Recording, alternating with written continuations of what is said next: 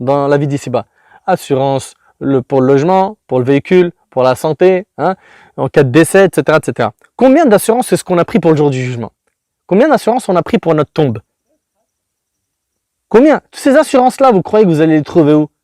Dans des agences? Non, dans les bonnes actions que vous êtes en train de faire pendant que vous êtes encore en vie. Si tu commences à faire des bonnes œuvres qu'une fois que tu es âgé, sache que tu auras raté le mérite d'être un jeune qui a grandi dans l'adoration d'Allah et tu auras perdu des années de ta vie qui valent très cher. Quelqu'un qui prend de l'argent et qui brûle son argent, on dit de lui c'est un fou. Quelqu'un qui brûle son temps en passant son temps dans n'importe quoi, il est pire que celui qui brûle l'argent. Le temps, il ne viendra pas. Et Allah subhanahu wa ta'ala, il dit dans le Coran que certains au moment de la mort, ils diront Rabbi rji'oun. Oh Allah, fais-moi revenir sur terre. La'alli a'malu salihan fima tarakt. Afin que je puisse œuvrer dans le bien, là où j'ai eu des manquements. Et Allah, il lui dira Kalla. C'est fini.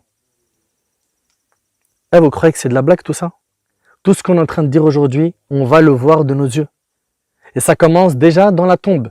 Et la tombe, c'est la première station du jour du jugement.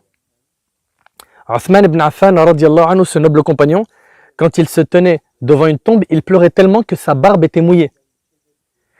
Et on lui disait, à l'évocation du paradis et de l'enfer, tu pleures pas, mais là, devant la tombe, tu pleures. Il a dit, car le prophète sallallahu alayhi wa sallam a dit, la tombe est la première station du jour du jugement. Si cette étape est facilitée, ce qui viendra après sera facile. Dans le cas contraire, ça sera difficile. On a misé sur beaucoup de choses. On a préparé l'appartement pour le mariage. L'autre, il a préparé comment sera sa nuit de noces. L'autre a préparé où est-ce qu'ils vont aller dans leur lune de miel, etc., etc. Mais est-ce qu'on a préparé cette première nuit? Comment est-ce que tu seras accueilli? Comment est-ce qu'on sera accueilli dans notre tombe?